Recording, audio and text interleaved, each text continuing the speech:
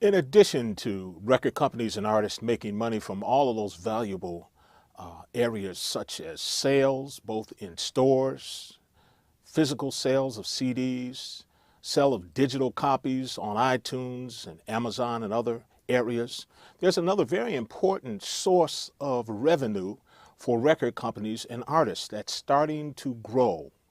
Streaming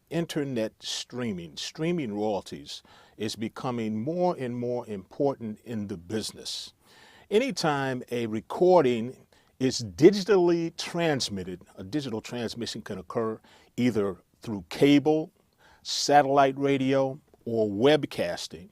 The record company and artist are entitled to be compensated for those uses. What's the problem right now? The problem is that the amount that's paid for those uses is so small. I remember years ago someone saying that the music business is a business of pennies, a business of pennies. Well, the situation is right now that for digital streaming and internet webcasting, those pennies are being broken down to even smaller portion, tenths of pennies, tenths of pennies. So the amount that you'll receive, both the record company and the artist will receive for these types of services, depend on the types of uses. There's a couple of types of uses I want to talk about. First is the non-interactive stream, the non-interactive use. What is non-interactive? That's where the consumer, the person that's listening to the webcast, cannot decide to listen to a particular song multiple times. In other words, it's similar to Pandora. You punch in or you put in the artist that you like, and Pandora will kind of program a radio station with other songs that sound similar to this artist. In other words, you don't have the right to pick this particular songs that you want to hear. Pandora, because of that, is paying royalties in the amount of only a tenth of a penny, 1/10 of a penny per stream. It's causing quite a bit of rancor within the music industry. New services called interactive services, and interactive services are where you can pick a particular song and listen to it multiple times. You can pick anything from the vast catalog on a service such as, say, Spotify, and listen to it as much as you want. Spotify also has a radio-like service similar to Pandora, and those royalties vary. The non-interactive use or the radio-like service through Spotify, the royalty rates might be smaller, a little more than a tenth of a penny. But for interactive use, where you actually pick the songs and listen to them multiple times, that royalty rate can increase to maybe 3/10 of a penny. Very small. You say, well, how can you make money in that area? Well, that's been the problem currently. Many artists are very concerned with the low amount of royalties that they're receiving at this point.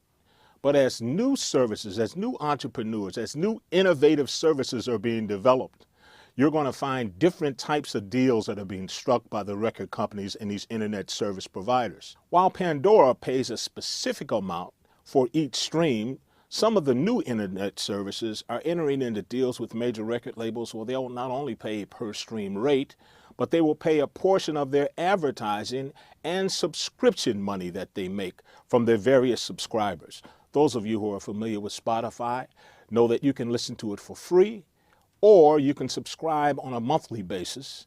And if you do that, you don't have to listen to the ads, and you can listen to any of the music that you want. You have complete access to the music.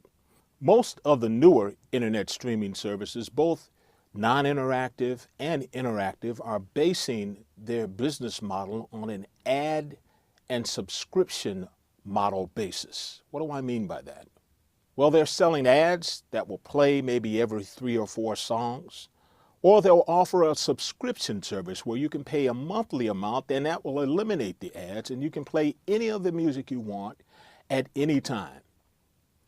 A lot of the record labels are entering into special deals, licensing their entire catalogs to these internet services, iRadio, Spotify, and they're receiving a percentage of the advertising and subscription revenue generated by these new services. And those royalties then are prorated according to the specific streaming of the songs in their catalog. Independent companies or artists can license their music to these internet services as well. And many of them use what are called aggregators like Nimbit, TuneCore, or CD Baby, who act as middle people who aggregate or put together a number of independent artists and license their music to these internet services.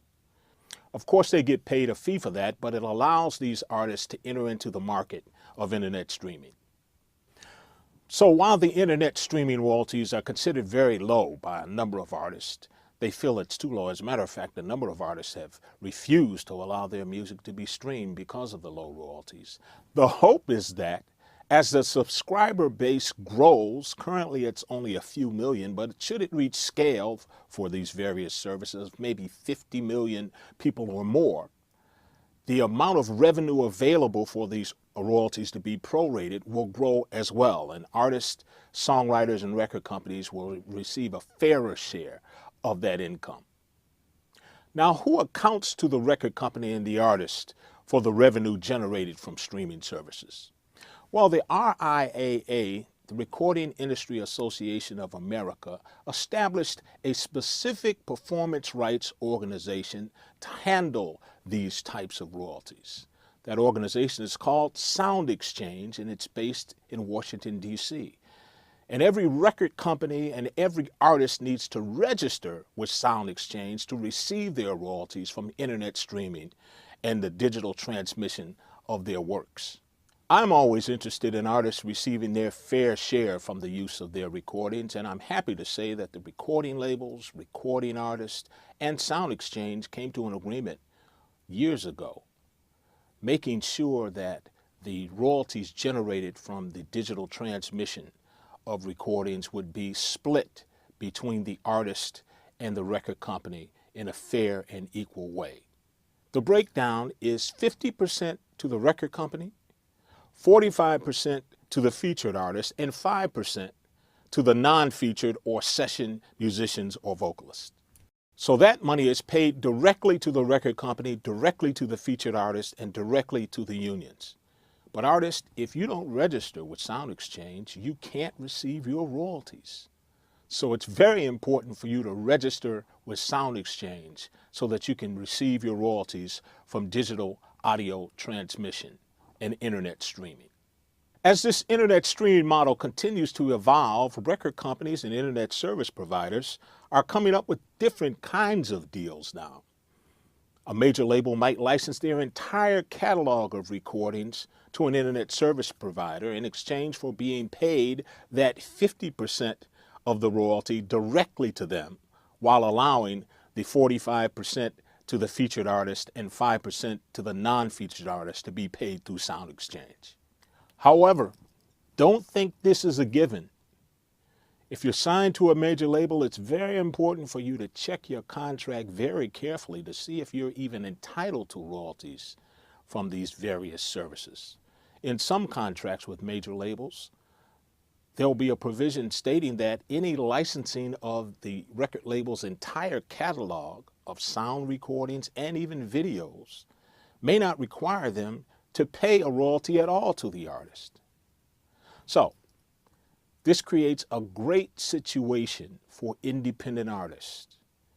And it's a great time to be an independent artist and to own the rights to the sound recording yourself so that you can license either through aggregators like Nimbit or TuneCore or others. You can receive the record company royalties as well as the artist royalties. So, this is the best time to DIO, do it ourselves. Build a team of people that can help you build your own independent company, owning and developing the recordings, both audio and video.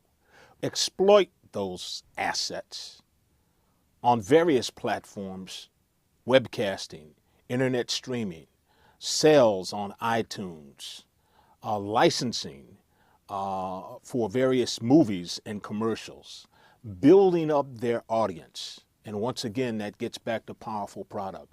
Building up those valuable assets in their sound recordings and owning that interest to exploit it in a number of ways to build the value in their company.